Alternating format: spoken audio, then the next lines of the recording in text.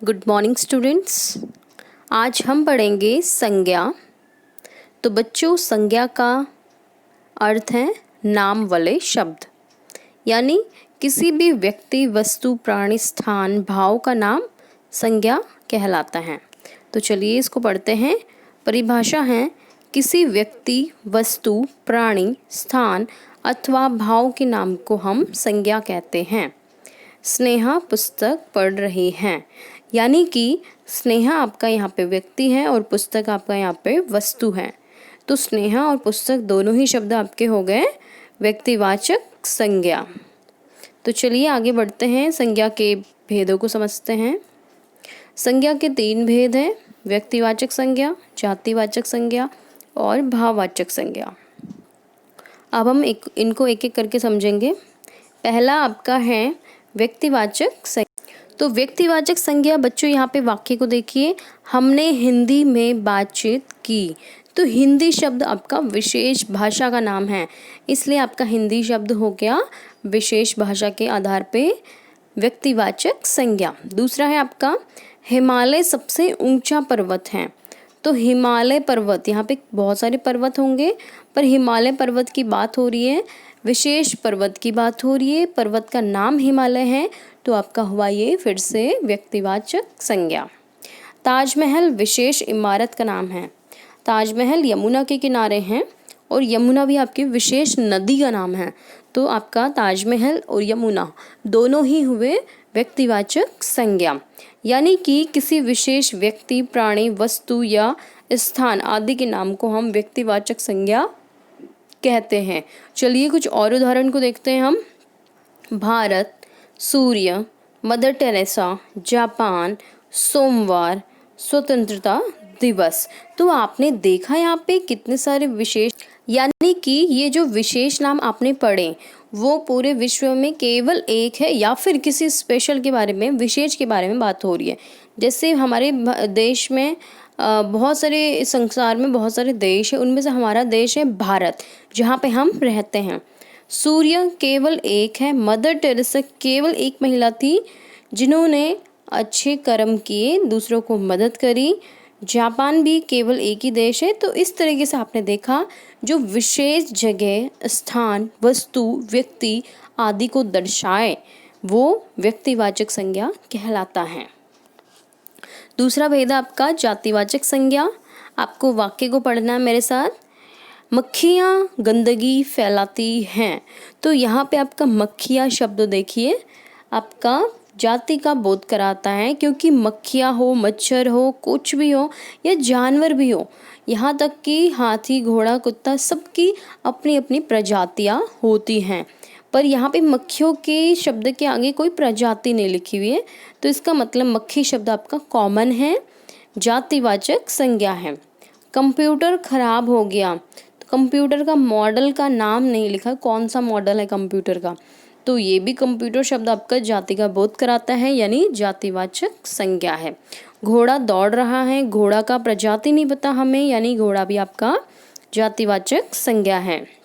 अर्थात जिस संज्ञा शब्द से किसी प्राणी, वस्तु या स्थान के संपूर्ण जाति का बोध हो उसे हम जातिवाचक संज्ञा कहते हैं। कुछ और उदाहरण देखिए यहाँ पे।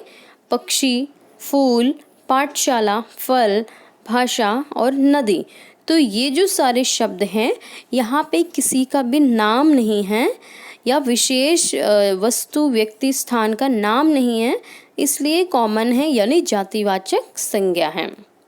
अब जातिवाचक संज्ञा को विद्वानों ने 2 भागों में बांटा है। जातिवाचक संज्ञा के 2 पार्ट्स हैं, द्रव्यवाचक संज्ञा और समूहवाचक संज्ञा। उसे भी जान लेते हैं।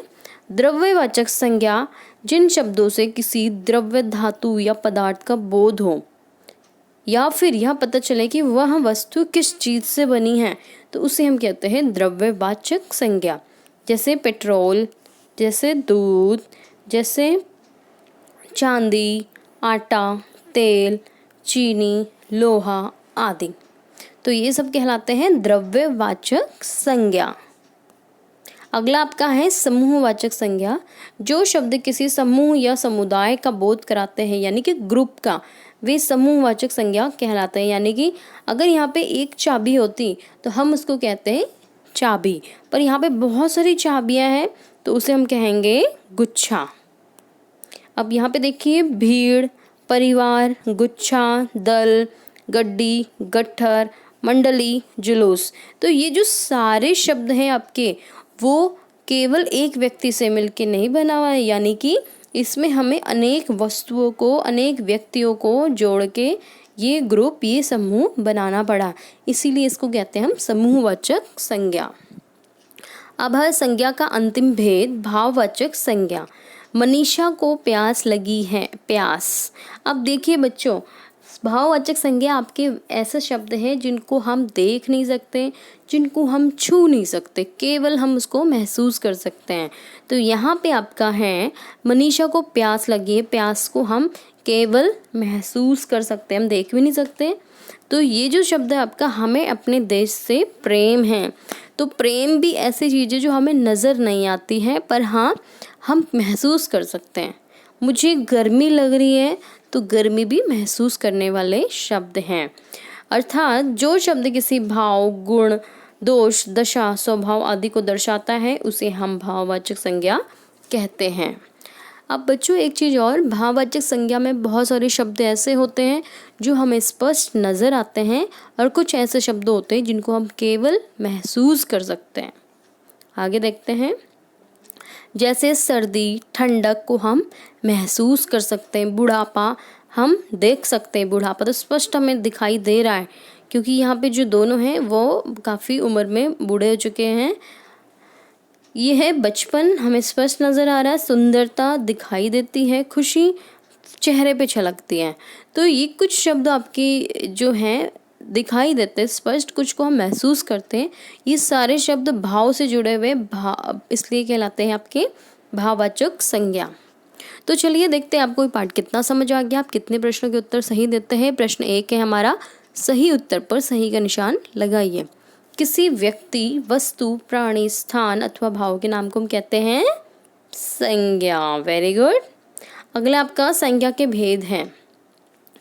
अब संज्ञा के 3 भेद हैं, मैंने आपको बताया शुरुआत में, व्यक्तिवाचक संज्ञा, जातिवाचक संज्ञा और भाववाचक संज्ञा। अब जातिवाचक संज्ञा के 2 भेद हैं जो कि विद्वानों ने बनाए हैं। वो 2 पार्ट उसी के हैं जो कि थे हमारे द्रव्यवाचक संज्ञा और समूहवाचक संज्ञा, पर आप इसको करेंगे केवल 3 भेद। तो बच्चों आपका होमवर्क आज का यही है, आपको ये दोनों प्रश्न अपनी कॉपी में लिखने हैं, याद करने हैं। अगली कक्षा में हम मिलेंगे नए टॉपिक के साथ, तब तक के लिए धन्यवाद।